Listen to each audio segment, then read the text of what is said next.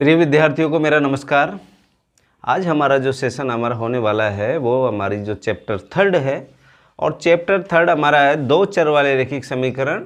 उस पर हम आज यहाँ पर एक्सरसाइज करेंगे। प्यारे विद्यार्थियों, जैसा कि आपको डिस्प्ले पर दिख रहा है कि आज का जो हमारा पार्ट फर्स्ट वाला जो सेशन को प्रारंभ करें तो प्रारंभ किस पर कर रहे हैं, हम बात किस पर करेंगे आज हम। तो हमारे जो चैप्टर है उसका नाम है दो चर वाले रैखिक समीकरण। अब दो आप समझते हो, दो को टू संख्या होती है, दो अपने आप में दो नंबरों को प्रदर्शित करती है। जैसे मेरे पास दो पेन है, मेरे पास दो रूम है, मेरे पास दो फैन है, तो सारी की सारी बातें हम वहाँ पर समझते हैं। अब चर वाली बात हमने कर ली थी, चर और अचर से संबंधित चैप्टर फर्स्ट और सेकंड में, कि ऐसी राशियाँ जिनका मान समय के साथ बदलता रहता है वे राशियाँ चर राशियाँ कहलाती है। और हम अमूमन यहाँ पर एक्स वाई और जेड के रूप में हम उसको प्रयोग में लेते हैं। इसके बाद में आता है रैखिक समीकरण। आपने रैखिक बहुपद पढ़ लिया वहाँ पर, जो आपका चैप्टर फर्स्ट था वहाँ पर हमने रैखिक बहुपद के बारे में पढ़ा था।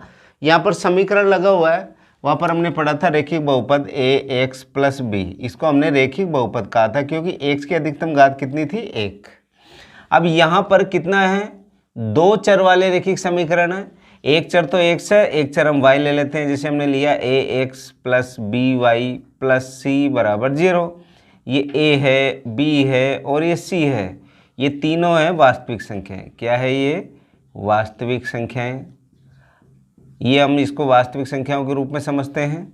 और ये जो एक्स और जो वाई है, एक्स और वाई, इसको हम चर के रूप से प्रदर्शित करते हैं। और बराबर लगा हुआ है, 0 बराबर का मतलब इस समीकरण को प्रदर्शित कर रहा है। ये बायां पक्ष और दायां पक्ष, यानी लेफ्ट पद और ये राइट पद, ठीक है।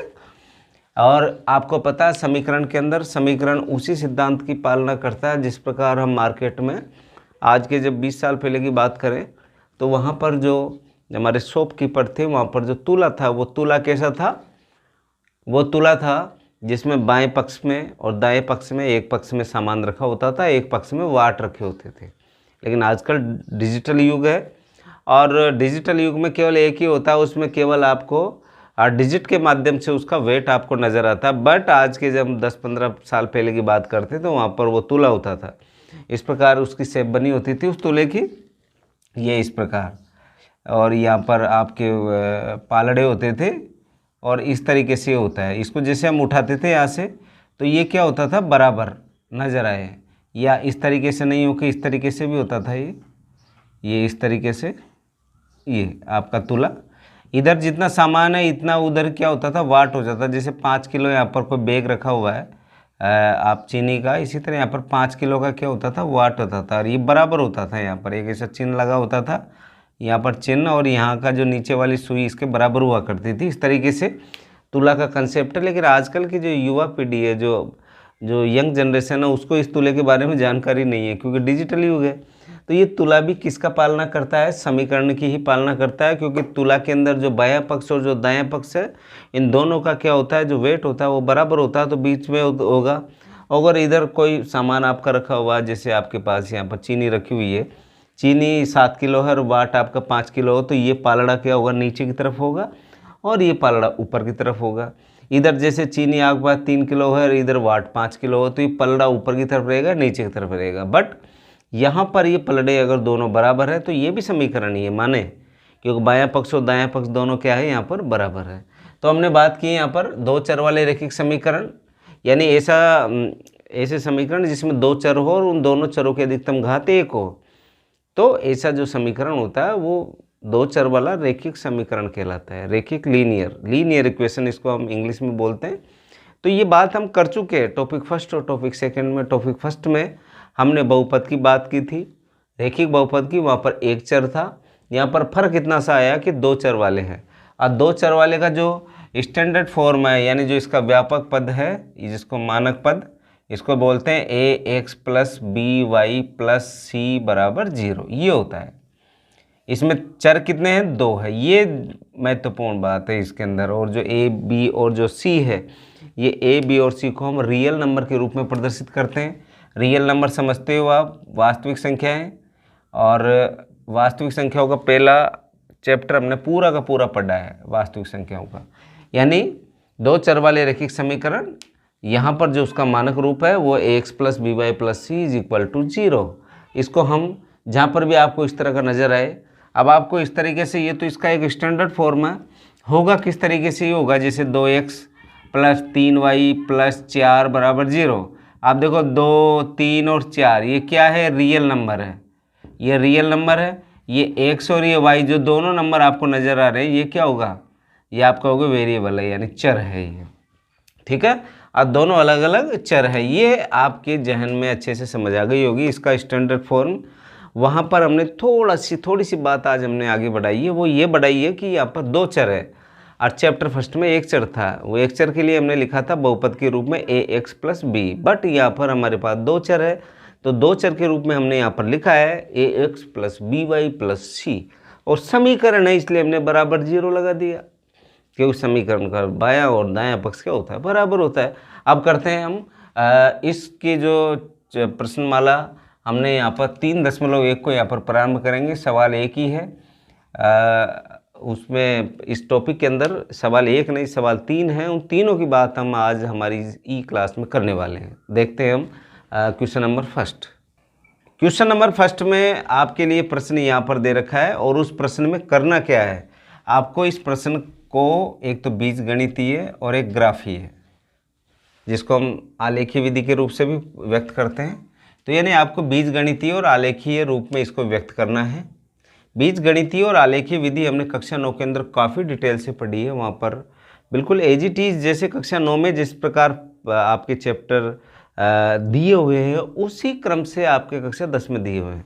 तो कक्षा 9 की पुस्तक भी आपके पास होनी चाहिए, उससे भी आपको प्रैक्टिस करनी है। आप उसको 9 तक नहीं समझे, उसको आप 10th की ही पुस्तक समझें, क्योंकि कई बार प्रश्न वहाँ से भी पूछ लिया जाता है, क्योंकि चैप्टर एक ही है।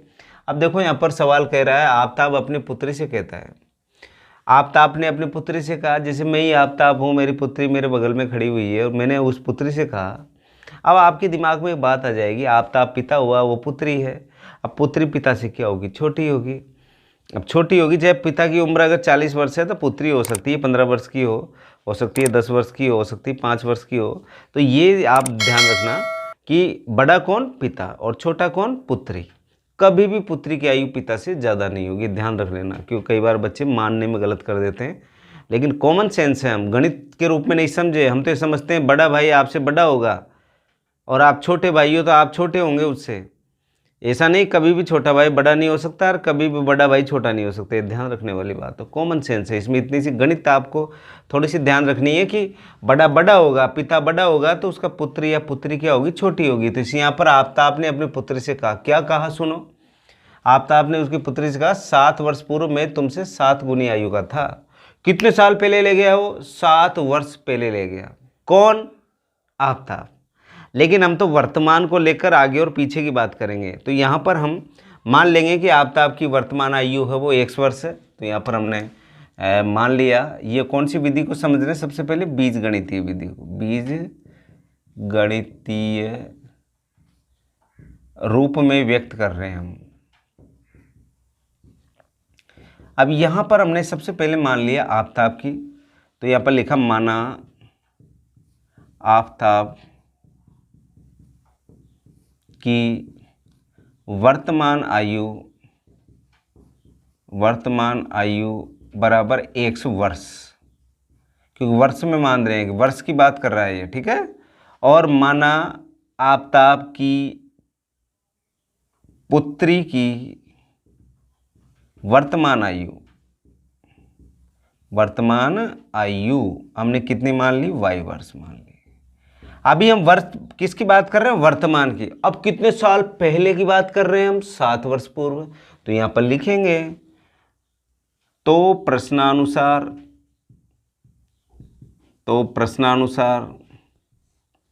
7 वर्ष पूर्व, हम किसकी बात कर रहे हैं, 7 वर्ष पूर्व की।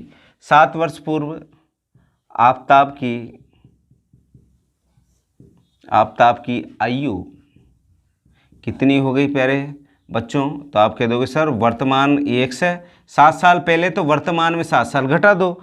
जैसे आफ्ताब की वर्तमान आयु 40 साल है, अब कितने साल पहले की बात कर रहे हैं हम? 7 साल पहले की बात कर रहे हैं, तो 40 में से 7 घटा दो, तुम कह देंगे 33 वर्ष है। लेकिन यहाँ पर x माना है हमने, हमको पता नहीं 40 साल है कि नहीं है, तो x में से कितना साल घटाएंगे? आप कहोगे सर x में से हम 7 साल घटा देते हैं। लो, ये x में से हमने कितना घटा दिया? 7, और ये वर्ष निकल जाएगा। इसी तरह आफ्ताब की पुत्री की देख लो। आफ्ताब, यहाँ लिखते हैं इसको नीचे, आफ्ताब की पुत्री की आयु, पुत्री की आयु वही y-7 वर्ष। अब प्रश्न में क्या कहा है? प्रश्न में कहा है कि 7 वर्ष पूर्व में तुमसे 7 गुनी आयु का था। में का अर्थ कौन? ये आई कौन है? ये आई है आफ्ताब। कौन है प्यारे विद्यार्थियों? आफ्ताब है। समझ गए? में का संकेत किसकी तरफ हो रहा है? ये आफ्ताब, क्योंकि आफ्ताब कह रहा है, किससे कह रहा है? अपनी पुत्री से। तो आफ्ताब की 7 वर्ष पूर्व की आयु कितनी थी? x-7, और पुत्री की कितनी थी? y-7। ये बड़ा है, कितने गुना बड़ा है? आप कहोगे सर 7 गुना बड़ा है। 7 गुने का मतलब अगर आफ्ताब की पुत्री 7 वर्ष की है तो उसके पिता की आयु कितनी होगी? उस 7 को 7 से मल्टीप्लाई कर दो, 7-7 49, 49 ईयर ओल्ड। कौन? आफ्ताब। ठीक है, तो यहाँ पर ये आफ्ताब है, ये पुत्री है, इन दोनों को हम समीकरण के रूप में जमाएंगे तो पुत्री छोटी है, पिता बड़ा है, तो हमने पुत्री की तरफ किससे गुणा कर दिया? 7 से। क्यों गुणा किया? क्योंकि दोनों को बराबर करना है हमको। तो ये पिता की आयु कितनी है? जैसे हमने मान लिया पिता बड़ा है, पुत्री छोटी है, 7 गुने इन आयु का अंतर है, तो 7 गुनी कौन छोटी होगी? बेटी होगी। 7 गुना बड़ा कौन होगा? पिता होगा। इस तरीके से आप चाहो तो 7 पुत्री की तरफ से गुणा कर दो, चाहे आप 7 पिता में क्या कर दो? 7 का भाग लगा दो, लेकिन गुणा करना आसान है यहाँ पर। तो यहाँ पर आ गया x-7 बराबर 7 को y से गुणा किया 7y, 7 को 7 से गुणा किया 49, सब को इधर लिया एक तरफ, तो यह आ गया x-7y -7, ये 49 इधर आया तो प्लस का 49 बराबर 0। देन x-7y, आप देखो ये 49 में से 7 को आप हटा दो, घटा दो, तो कितना आएगा यहाँ पर? 42। ये आ गया 0। Equation number first. आपने फर्स्ट बात यहाँ पर पूरी कर ली। अब सेकंड बात आपको यहाँ पर निकालनी है। सेकंड के लिए क्या करना है? उसने, अब देखो ये तो पहले की बात की है, अब किसकी बात कर रहा है? वो बाद की बात कर रहा है। कितने साल बाद की बात कर रहा है वो? आप कहोगे सर इसमें कहा अब से 3 वर्ष बाद। अब ये तो था अपने पास केस फर्स्ट, क्योंकि 7 साल पहले की बात की है इसने, केस फर्स्ट। अब बात कर रहे हैं हम केस सेकंड की, यानी आप केस सेकंड पे क्या कहा उसने? उसने कहा कि अब से 3 वर्ष बाद। तो लो, आफ्ताब की 3 वर्ष बाद की आयु, अभी वर्तमान कितनी मानी थी हमने? x। अब 3 वर्ष आगे, जैसे आज मैं 40 साल का हूँ तो 3 साल बाद में कितने का हूँगा? 43 का हूँगा। आज मैं 21 साल का हूँ तो 3 साल बाद में कितने एज का हूँगा? 24 ईयर ओल्ड हूँगा। तो इस तरीके से हमने 3 साल यहाँ पर जोड़ दी। ये आ गया वर्ष, ये आ गया आफ्ताब। अब आफ्ताब की पुत्री की भी तो बढ़ेगी आयु, तो यहाँ पर हम क्या करेंगे? आफ्ताब की पुत्री की 3 वर्ष बाद की आयु, आप कहेंगे सर 3 वर्ष बाद की आयु हो गई, क्या माना था हमने? y, तो ये आ गया y+3, ये आ गया वर्ष। ठीक है, अब उसने क्या कहा है कि अब से 3 वर्ष बाद में तुमसे केवल 3 गुनी आयु का रह जाऊंगा। तो प्रश्नानुसार प्रश्न में कहा कि पहले तो 7 गुनी आयु का अंतर था, अब कितनी गुनी आयु का अंतर रह गया? 3 गुनी आयु का। पिता कौन? आफ्ताब, x+3, बेटी ये y+3। पहले 7 गुना था तो बेटी की तरफ 7 से गुणा किया था, अब कितना गुना है? 3 गुना, तो हमने 3 से इधर पुत्री की तरफ क्या कर दिया? हमने 3 से मल्टीप्लाई कर दिया। ये आ गया x+3, 3 को y से गुणा किया तो ये 3y आ गया, 3 को 3 से गुणा किया, 3 3 9, सबको इधर ट्रांसपोजिशन कर दो, जिसको हिंदी में हम पक्षांतरण बोलते हैं। ये आ गया x, 3y को लाओ इधर तो -3y प्लस का 3, ये 9 इधर आया तो -9 बराबर 0। अब देखिए यहाँ पर x माइनस 3y, 6 में से 3 गया तो माइनस का 6 बराबर 0। देन समीकरण नंबर 2। ये आपने equation number first and equation number जो सेकंड है, इन दोनों को जो आपने प्राप्त किया, ये दोनों कौन सी विधि के अंतर्गत आ रहा है? आप कहेंगे सर बीजगणितीय रूप में हमने इस जो इबारत नुमा जो प्रश्न था उसको हमने यहाँ पर प्रदर्शित किया। अब उसने कहा कि इसी में दूसरा प्रश्न और है कि कौन सी विधि में व्यक्त करना है आपको? ग्राफीय विधि में के रूप में आपको क्या करना है? व्यक्त करना है। तो ग्राफीय विधि के लिए हम बढ़ते हैं आगे, इसी का सेकंड पार्ट इस प्रश्न का कि ग्राफीय विधि में हम किस प्रकार बदलते हैं। अगली जो विधि है ग्राफीय विधि, उसके अंदर हमें थोड़ी सी प्रारंभिक जानकारी मैं आपको इस सवाल के साथ ही बताऊंगा। जैसे हम आलेख तैयार करते हैं तो आपके पास दो अक्ष होते हैं, एक तो एक्स अक्ष और एक वाई अक्ष। उस पर हम सवाल के साथ ही बात करेंगे। सवाल में हम बात करते हैं कि इसको हम ग्राफीय रूप में किस प्रकार रिप्रेजेंट करते हैं, उसको हम प्रदर्शित कैसे करते हैं। तो चलते हैं सवाल की दुनिया में। यहाँ पर आपने ग्राफीय विधि को हल करने के लिए आपको बीजगणितीय जो आपने हल व्यक्त किए हैं उसको आपको यहाँ पर लिखा। अब यहाँ पर इन दोनों को अलग अलग लिख लेते हैं। जैसे x minus 7y plus 4 is equal to 0। अब दूसरा वाला भी यहाँ पर लिख लेते हैं। इसी को चलो इसी को हल कर लेते हैं पहले। अब ये देखो 42 और 7y को हम इधर पक्षांतरण करते हैं तो x बराबर ये माइनस का 7y इधर गया तो किसका हो गया? प्लस का 7y हो गया, और 42 इधर गया तो माइनस का 42 हो गया। ठीक है। अब यहाँ पर आप एक इस प्रकार से एक डिब्बा बना लें, इस प्रकार से, और इसमें आपको ये देखना है किस किस के मान? x और y के मान। आपको 3 मान यहाँ पर निकालने। कितने मान निकालने? 3 मान आपको यहाँ पर निकालने। सबसे पहले आप मानते हैं y बराबर कितना रखें, तो यहाँ रख देते हैं y बराबर, देखो अगर 1 रखेंगे तो भी मान आएगा, 2 3 4 5 6 7 जो भी रखेंगे, लेकिन मान ऐसे रखने हैं कि हमको ग्राफ में 10 से छोटे प्राप्त हो। अगर हमें 1 रखेंगे तो 7 एकम 7, 42 में से जब हम 7 को घटाएंगे तो आपके पास 35 आएगा। 35 बहुत बड़ा नंबर है, आपके उस ग्राफ में आएगा नहीं।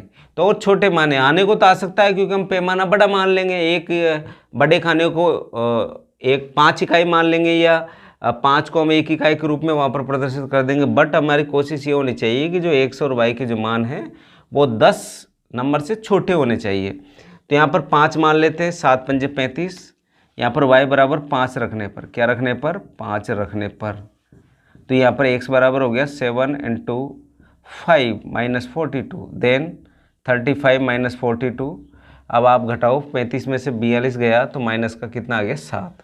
आपने कितना रखा था? y बराबर 5 रखा था, जब x का मान कितना है? माइनस का 7। आपने पहला मान निकाला, निकल गया। अब दूसरा रखो, y बराबर 6 रख लो।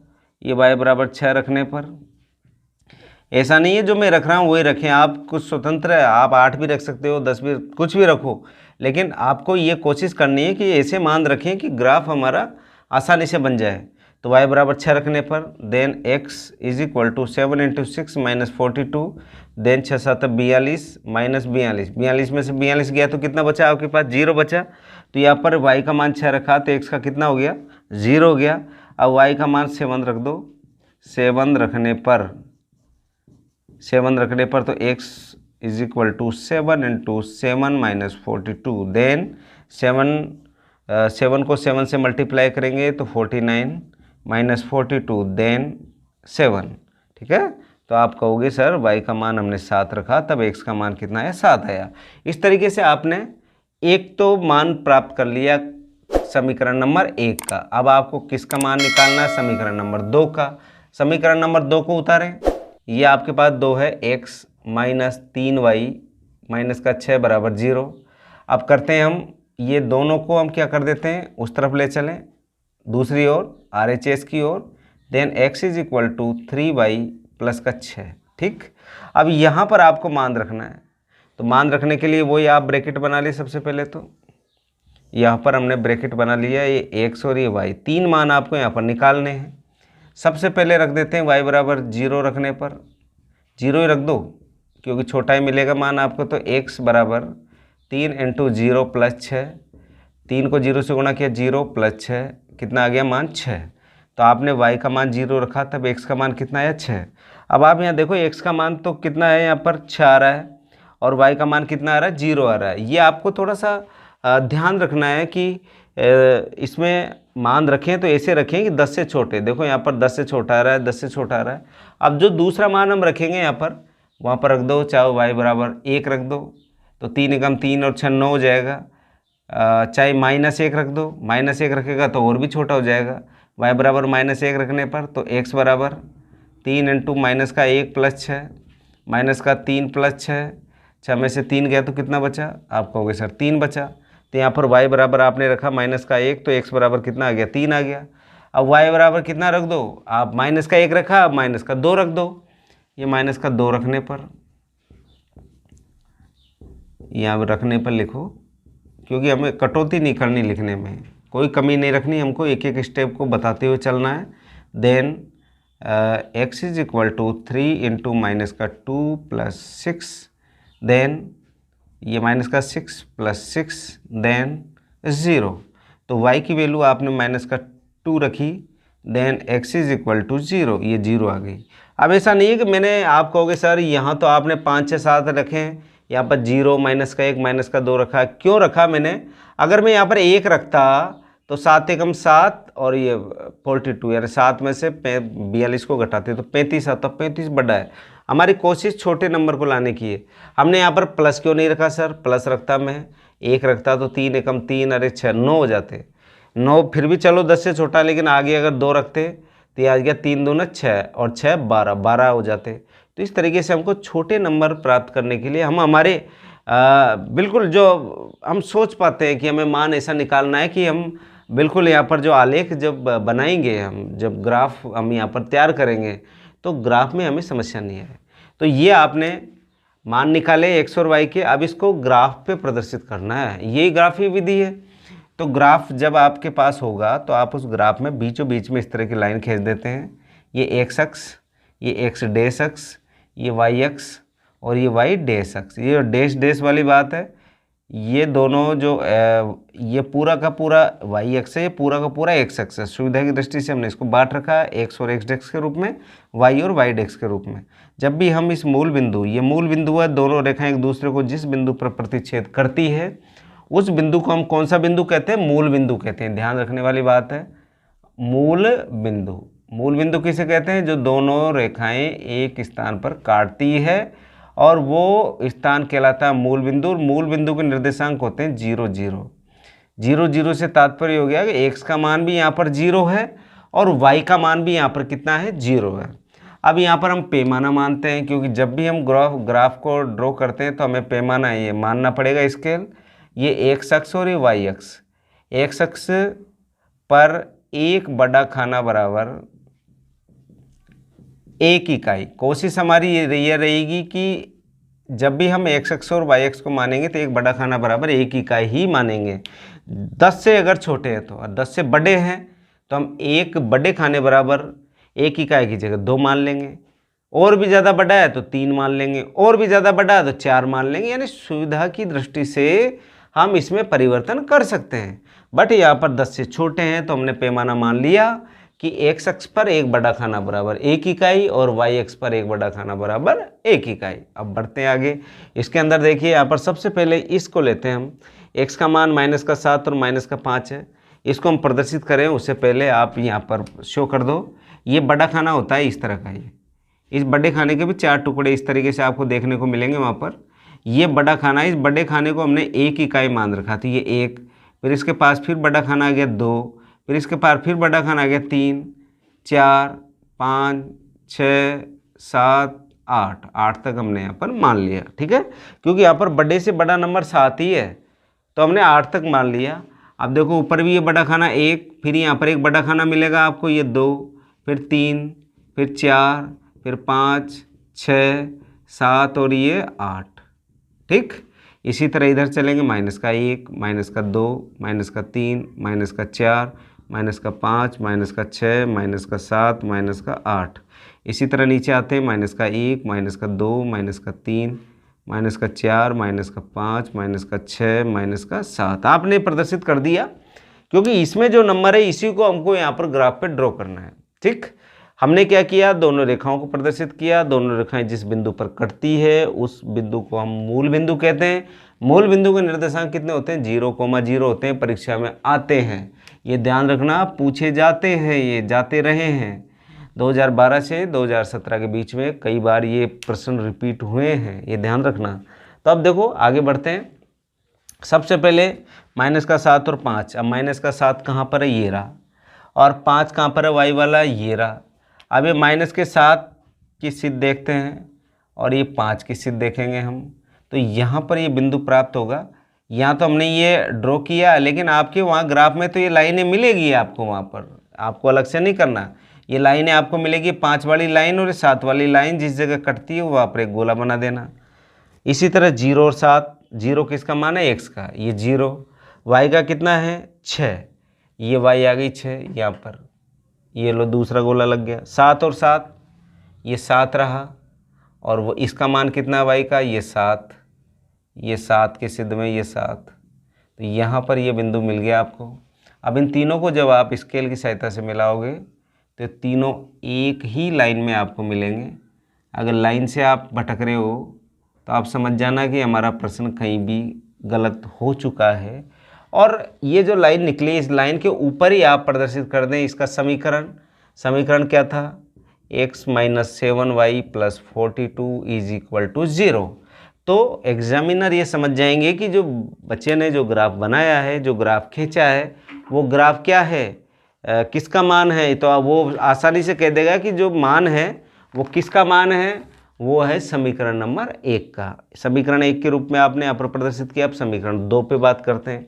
x की वैल्यू 6 और y की वैल्यू 0। x की वैल्यू तो आ गई 6 और y की वैल्यू कितनी है? 0 है, तो यहीं पर गोला लग गया ये। फिर देखो 3 और -1, ये रहा आपके पास 3, -1 नीचे मिलेगा आपको, ये आ गया आपके पास। फिर देखो 0 और -2, ये 0 रहा, -2 यहाँ पर रहा। अब इन तीनों बिंदुओं को आप स्केल की सहायता से क्या कर दो? मिला देंगे। तो ये देखो यहाँ पर ये -1 यहाँ पर आएगा, ये -1, ठीक है। अब इन तीनों बिंदुओं को जब स्केल की सहायता से मिलाएंगे तो तीनों एक ही सिद्ध में आपको मिलेंगे, अलग नहीं मिलेंगे, ये ध्यान रखना। तीनों एक ही सिद्ध में मिले। अब आपको यहाँ पर भी आपको समीकरण बता देना किसका है ये। तो समीकरण 2 का है, x - 3y - 6 = 0। तो ये जो विधि आपको मिली है, ये विधि कौन सी है? ये विधि है ग्राफीय विधि। परीक्षा में अगर आपसे पूछेगा तो दोनों विधियाँ एक साथ नहीं पूछेगा, वो एक एक पूछेगा। तो बीजगणितीय विधि से आपको इस जो क्वेश्चन है इसको हल करना है या इसको प्रदर्शित करना है, या आपको पूछेगा वो ग्राफीय विधि से हल करना है। बड़ी प्रश्नावली है, 6 नंबर का प्रश्न पूछा जाता है यहाँ से, बड़ा वाला, ठीक है। कई स्टेट बोर्डों ने यहाँ पर इसको 4 नंबर पे भी बांट रखा, कईयों ने 5 पे बांट रखा, कईयों ने 6 पर भी है। तो ये प्रश्नमाला में जो प्रश्न है बहुत महत्वपूर्ण प्रश्न है इसके सारे, ग्राफ वाले। ध्यान रखना, ग्राफ आना ही आना है, पक्का 100% आना है। तो इस तरीके से ये प्रश्न हमारा पूरा होता है। बढ़ते इसके सेकंड वाले क्वेश्चन पे, क्वेश्चन नंबर 2।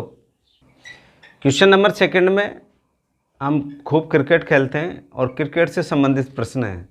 क्रिकेट के लिए हमको गेंद की आवश्यकता होती है, बॉल, और बैट्स की आवश्यकता होती है जिसको हम बल्ला बोलते हैं। अब यहाँ पर हमारे कोच ने क्या किया, हमारे लिए क्रिकेट टीम के एक कोच ने 3,900 रुपये में 3 बल्ले और 6 गेंद खरीदी। अब ये रेट 20 साल पुरानी है भाई, ये ध्यान रखना, क्योंकि बैट 3,900 का एक भी नहीं आता आजकल अच्छा वाला, लेकिन ये पुरानी रेट है, 20 साल 25 साल पुरानी, तो हम समझ जाएंगे इतने का आता है। अब 3,900 के क्या क्या खरीदे हमारे कोच ने? एक तो 3 बल्ले और 6 गेंद खरीदी। तो शुरू करते हैं प्रश्न को। सबसे पहले हमको जो विधि करनी है हल में, और वो विधि है आपके पास बीजगणितीय विधि। तो लो भाई, बीजगणितीय मेथड यानी बीजगणितीय विधि में आप सबसे पहले बल्ले और गेंद की कीमत मान लेते हैं। क्या है? माना कि बल्ले की कीमत, आप बल्ले को x मान लेते हैं कि जो बल्ले की कीमत है 100 रुपये है, और गेंद की कीमत क्या मान लेते हैं? y। तो यहाँ पर लिखा, माना बल्ले का मूल्य, कितने बल्ले का? एक बल्ले का मूल्य, एक बल्ले का मूल्य 100 रुपये, और माना एक गेंद का मूल्य कितना मान लिया? y रुपये। अब प्रश्नानुसार प्रश्न में क्या कह रहा है वो? प्रश्न में ये कह रहा है सबसे पहले 3,900 की कितने रुपए की? 3,900 की। कितने बल्ले? 3 बल्ले और 6 गेंद। एक बल्ला अगर 10 रुपए का आता है तो 3 बल्ले कितने होंगे? 3 को 10 से गुणा कर देंगे। अब 10 रुपए का पता नहीं, हमने तो क्या मान लिया? 100 रुपये। और बल्ले कितने? 3। तो प्रश्नानुसार 3x, ये तो बल्ले कीमत हो गई। एक बल्ला 100 रुपये का आता तो 3 बल्ला आता है तो 3 को 100 से गुणा कर दो, 3 बल्ले की कीमत हो गई। गेंद कितनी है? 6। ये 6 गेंद आ गई। एक गेंद की कीमत y रुपये, तो 6 गेंद की 6 को y से गुणा कर देंगे। अब कुल कितनी राशि भेजी उसने? 3,900, तो बराबर 3,900। समीकरण नंबर 1। कोई परेशानी नहीं होनी चाहिए, वापस समझ जाए। वापस मैं आपको ये समझा रहा हूँ कि जैसे आपके पास ये बल्ला है, एक बल्ले की कीमत है 100 रुपये, तो 3 बल्ले की कीमत 300 रुपये। कैसे? एक बल्ले की कीमत को हम 3 से गुणा कर देंगे तो 3 बल्लों की कीमत आ जाएगी। यहाँ पर आपके पास एक बल्ले की कीमत पता नहीं है तो आपने मान ली, हमने अभी 100 रुपये कहा था, हमने मान ली 100 रुपये है। ठीक। अब उस 100 रुपये बल्ले कितने खरीदे आपने? 3, तो उस 100 को किससे गुणा कर दिया? 3 से, तो ये 3 बल्लों की कीमत आगे निकल के। अब आगे देखो, यहाँ पर गेंद की भी बात करते हैं, बॉल की। एक बॉल की कीमत है 1000 रुपये, तो 6 बॉल की कीमत कितनी होगी? 6,000 रुपये। हमको पता ही नहीं 1,000 की एक नहीं, हमने तो माना था ये। अब हमने यहाँ पर माना कितना है? y रुपये माना है।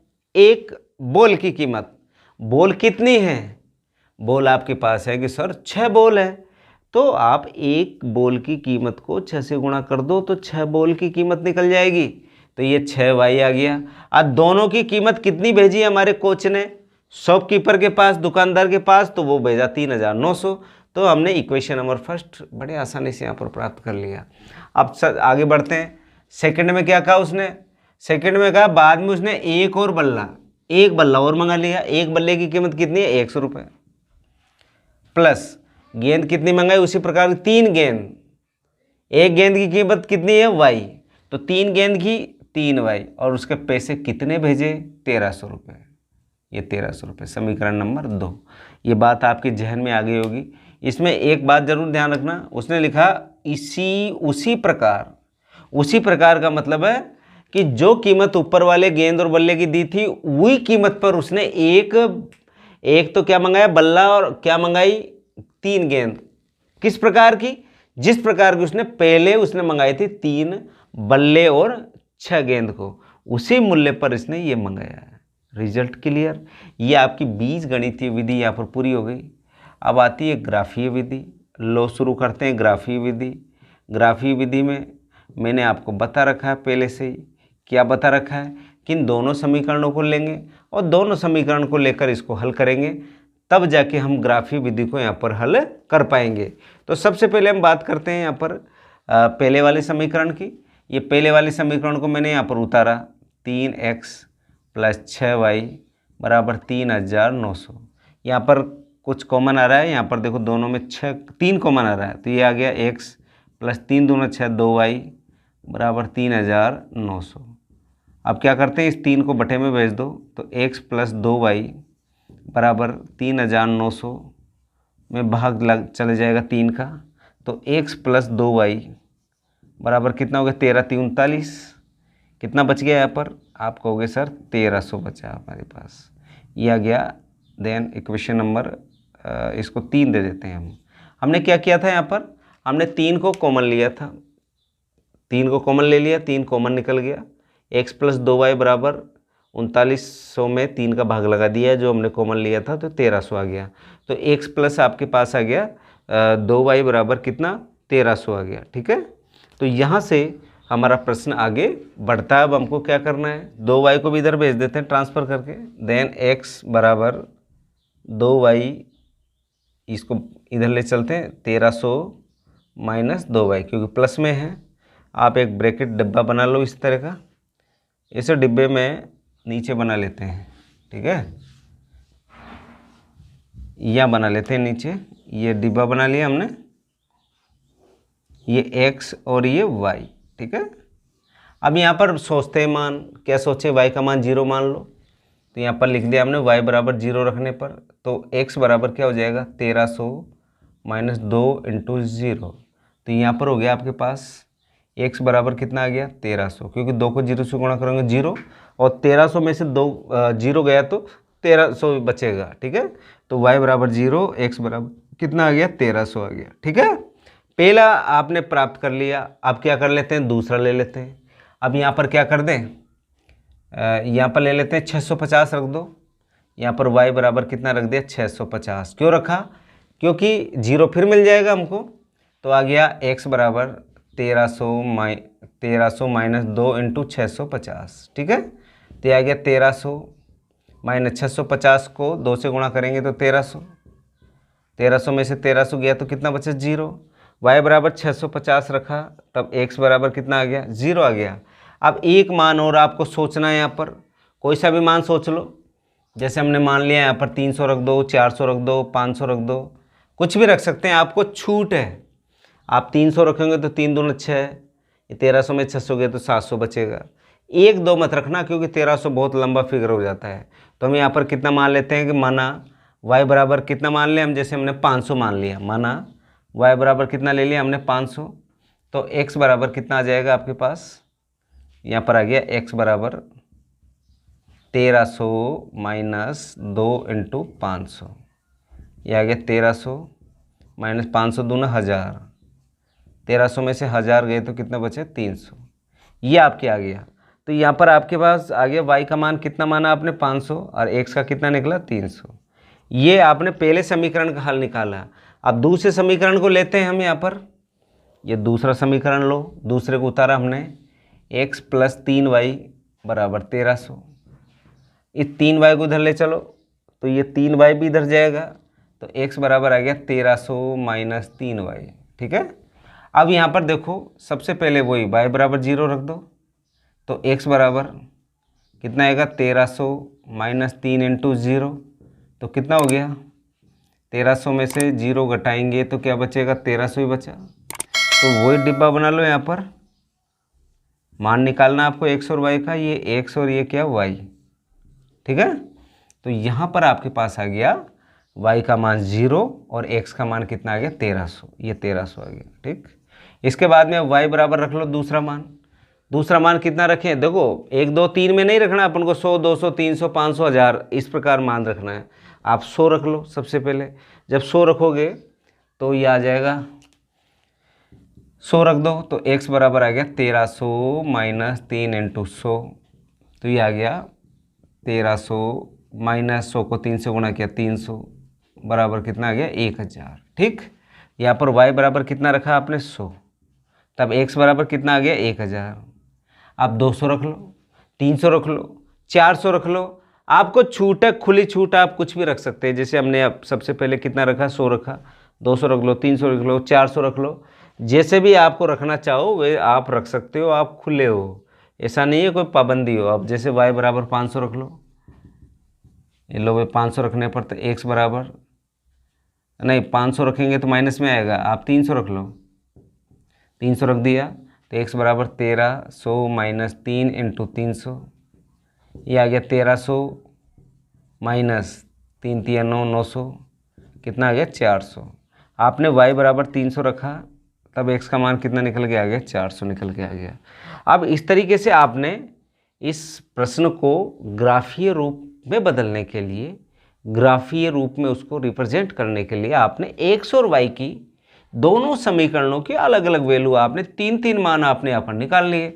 अब इन तीनों मानों को आपको किस पे प्रदर्शित करना है, ग्राफ पे प्रदर्शित करना है। अब ग्राफ पे प्रदर्शित करते हैं इसके लिए, तो ग्राफीय विधि के अंदर हमको ग्राफ खींचना है, वही काम अपना। तो आपके पास ग्राफ मिलेगा, उसको आप बिल्कुल 4 भागों में डिवाइड कर दो, ये x, ये x अक्ष, ये y और ये y डैश अक्ष। ठीक है, ये आपका मूल बिंदु जिसके निर्देशांक होते हैं 0 0, यानी x की वैल्यू भी 0 और y की वैल्यू भी 0। ठीक, अब देखिए यहाँ पर आपके मान देखो कितना है, यहाँ तो मामला ही 100 से ऊपर है। तो आप क्या करेंगे, आप चाहो तो इसका पैमाना अलग अलग भी मान सकते हैं। देखो यहाँ पर x अक्ष पर भी भारी है मामला, y अक्ष पर भी भारी है, तो आप ऐसे करें दोनों अक्षों को 200 मान लेते हैं। x अक्ष और y अक्ष पर एक बड़ा खाना बराबर 200 इकाई, कितनी इकाई मान लेते हैं 200 इकाई के रूप में, रुपए के रूप में हम इसको प्रदर्शित कर सकते हैं। तो यहाँ पर पैमाना x अक्ष व y अक्ष पर एक बड़ा खाना बराबर 200 इकाई की जगह क्या दे रखा है, यहाँ पर रुपए दे रखा है, तो रुपए लिख दो।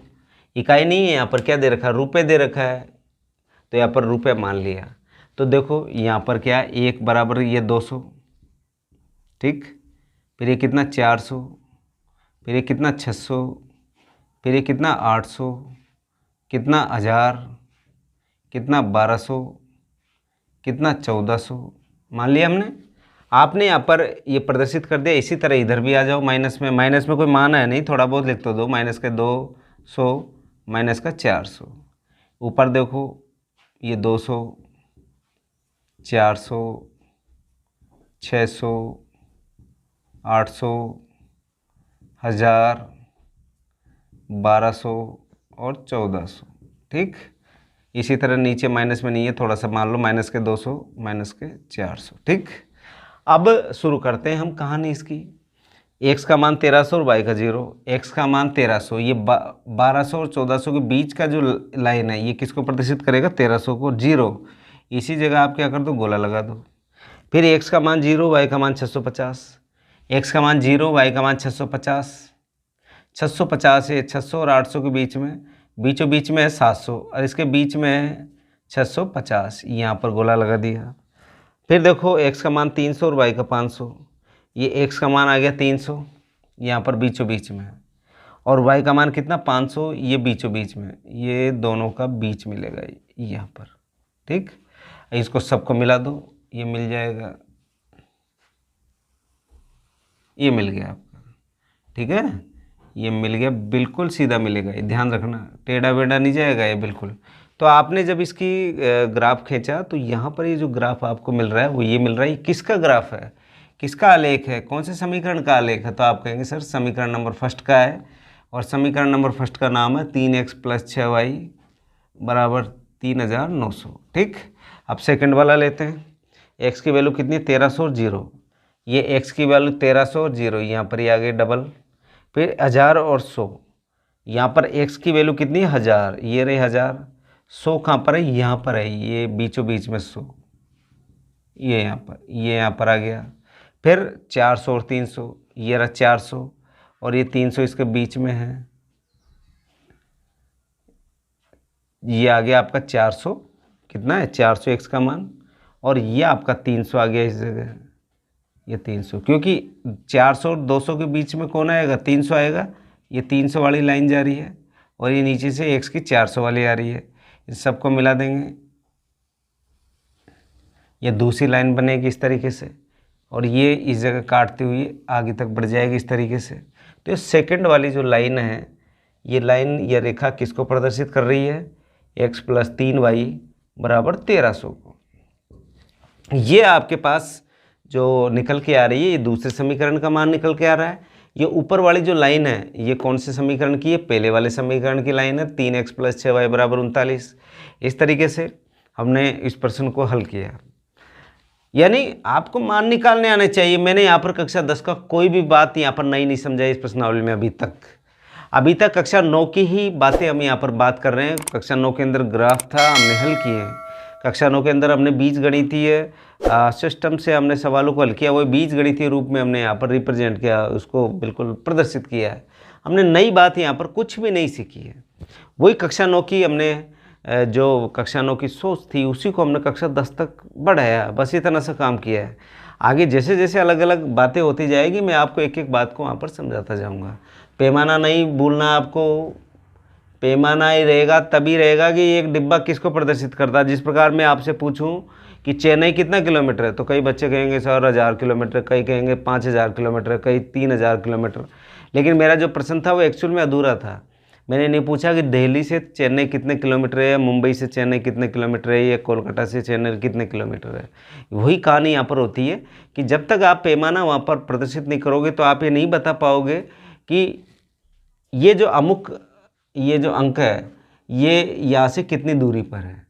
जैसे आपने पैमाना नहीं बताया 400, 600, 800 नहीं बता रहे हो तो कैसे आपको पता लगेगा। तो ये आपको जो स्केल है, ये स्केल आपको यहाँ पर शो करना पड़ेगा। तो प्यारे विद्यार्थियों, आज के लिए इतना ही। नियमित आप हमारी क्लास को देखते रहें। निश्चित तौर पर गणित का कौशल आपका बहुत अच्छा होगा। ऐसी आशा और अपेक्षाओं के साथ आज इतनी ही बात करेंगे। Thank you.